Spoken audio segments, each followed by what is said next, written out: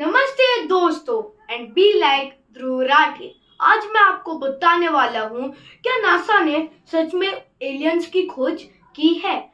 आपने ये सवाल तो जरूर सोचा होगा और आपने ये भी सोचा होगा कि एलियन भी ये सोचते होंगे कि क्या हम यूनिवर्स में अकेले हैं। तो ये इस सवाल को नासा अपने दिमाग में रखते हुए उन्होंने काफी सारे सैटेलाइट्स और स्पेस मिशंस एलियन को हमारा मैसेज पहुंचाने के लिए भेजा। उन्होंने 5 इंटरसैटेलर स्पेस में भेजे जो कि है Pioneer 10, Pioneer 11, new horizon, Voyager 1 और वॉयजर 2।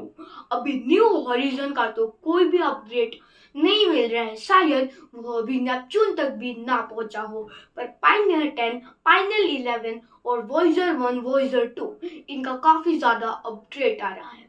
पायनियर 10 और पायनियर 11 ये दोनों सैटेलाइट्स ने सबसे पहले एलियंस को मैसेज भेजने का साइंटिस्ट ने दावा किया और इनका काट 50 से 30 सेंटीमीटर तक था, जहां पर किसी इंटेलिजेंट ह्यूमन को ही इसे समझ में आएगा। तो इसको पता नहीं एलियंस कैसे समझ पाएंगे। और इसमें सबसे बड़ी बैड न्यूज तो ये थी कि उन्होंने इसको इंग्लिश और हिंदी में बताया था। क्या मालूम एलियंस को हिंदी और इंग्लिश समझ में आए। पायनियर 10 और पायनियर 11 के सेम थे पर छोटे थे।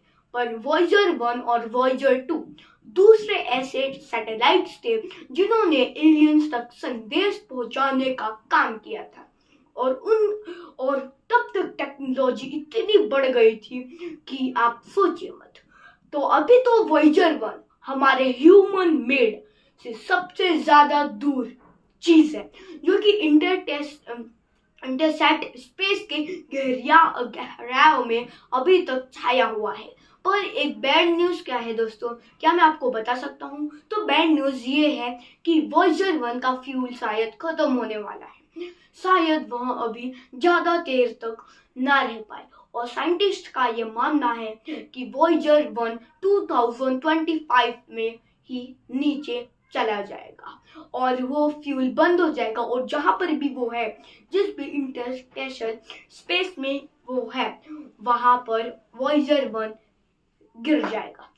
और अभी तक तो वॉयजर 1 वॉयजर 2 से बहुत ज्यादा दूर है अभी के टाइम पर वॉयजर 2 ज्यादा जल्दी लॉन्च हुआ था।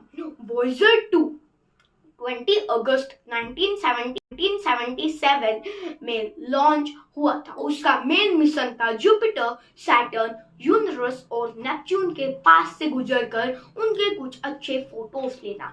और वॉयजर 1 को उसके 20 दिन बाद 5 सितंबर 1977 को अमेरिकन कैंडी मिशन ने उसको भेजा था। और उसका मेन मकसद ये था कि जुपिटर और सैटर्न के वो बहुत सारे पिक्चर्स लिए। उसके बाद जैसे ही वॉयजर 1 और वॉयजर 2 दोनों निकल पड़े तो वॉयजर 2 जल्दी से मार्स की तरफ बढ़ने लगा। पर जब तक वो मार्स के आधे डिस्टेंस को कवर करता, वॉयजर 1 मार्स तक आ चुका था, क्योंकि उसने एक बहुत अच्छा शॉर्टकट लिया था। उसके बाद पहले वॉयजर 1 पहुंचा और वॉयजर 1 जुपिटर के पास पहुंचते ही उसने जुपिटर से 2 मून्स ढूंढ निकाले। उसके बाद कुछ 9 महीने 10 दिन बाद आया हमारा वॉयजर 2, जिसने एक और मून की डिस्कवरी की। अभी बढ़ते हैं सैटर्न की तरफ। जल्दी से वॉयजर 1 सैटर्न की तरफ जाकर उसने सैटर्न में आते ही आईक्यू के वोल्केनिक इरप्शन के फोटोज लिए। और सैटर्न में आते ही सैटर्न पर आते ही वॉयजर 1 ने 2 मून्स खोजे, 3 मून्स खोजे, पांडुरंग, होमेया और एक और। हाँ, वो पांडुरंग वही नाम है जो कि अवतार फिल्म में एक एलियंस का नाम था और एक प्लैनेट का भी नाम था, पर अभी वो सैटर्न का मून का नाम है। और क्या आपको एक फन फैक्ट मालूम है कि 1977 जब वॉयजर 1 जुपिटर तक पहुंचा था तो जुपिटर के सिर्फ और सिर्फ 16 मून्स ढूंढे गए थे। पर क्या आपको मालूम है अभी के टाइम पे जुपिटर के 95 मून्स हैं और सैटर्न के उस टाइम एस्टिमेटेड 12 to 15 मून्स ढूंढे गए थे, पर अभी के टाइम पर सैटर्न के पास 146 से भी ज्यादा मून्स है। अभी तो वॉयेजर 2 निकल गया यूरेनस और सैटर्न की तरफ, पर वॉयेजर 1 सीधा सोलर सिस्टम के प्लेन से निकल गया और फिर वह चलते ही गया और वो हियोस्फेयर और उसको क्रॉस करता गया और फिर फाइनली इंटरस्टेलर स्पेस 20 अगस्त और 2008 में पहुंच गया। और ये इतना बड़ा कॉन्फिडेंस है कि इसी वक्त नील आर्मस्ट्रॉन्ग जिन्होंने मून पर सबसे पहला कदम रखा था, उनकी डेथ भी उसी टाइम हुई थी। तो और उसके बाद वॉयेजर 2 सीधा यूरेनस और नेपच्यून के काफी सारे फोटोज लेने के बाद डायरेक्टली गया इंटरस्टेलर स्पेस के पास।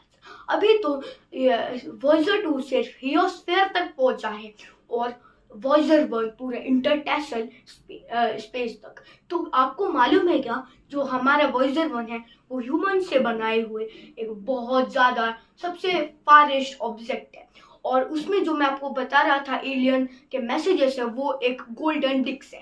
पहले ना 1977 में ना ग्रामफोन होते थे, वो कैसे होते थे, उनको ना नीडल चाहिए था और वो रेडिएशन से उनसे आवाज निकलते थे ग्रामफोन से।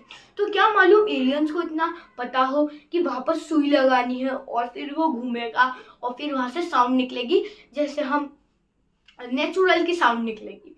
सबसे पहला पेज है, वहां पर एक सर्कल बना हुआ है ब्लैक व्हाइट में, जो कि दर्शाता है कि अभी तुम्हारा काम हो चुका है, अभी तुम आगे का देख सकते हो। पर क्या आपको मालूम है वॉयेजर 1 0.06 केबी का रिचार्ज रखता है, मतलब कि 0.1 एमबी से भी कम, जो कि एक फोटो के लिए बहुत ज्यादा कम होता है। और वो गोल्डन रिकॉर्ड जो कि वॉयेजर 1 वॉयेजर 2 के पास है, वो एक उसको गोल्डन रिकॉर्ड भी कहा गया है। तो कैसा लगा आपको मेरा वीडियो? अगले वीडियो में मैं एलियंस के बारे में बताने वाला हूँ, पर अगली वीडियो में मैं एरिया 51 के बारे में बताने वाला हूँ। एरिया 51 एक ऐसी जगह है जहाँ पर एलियंस शायद ही रहते होंगे। तो चलिए इस वीडियो को एंड करते हैं। अगर आपको मेरा ये वाला वीडियो पसंद आया तो लाइक करिए और चैनल को सब्सक्राइब करिए। मिलते हैं नेक्स्ट वीडियो में। Bye bye.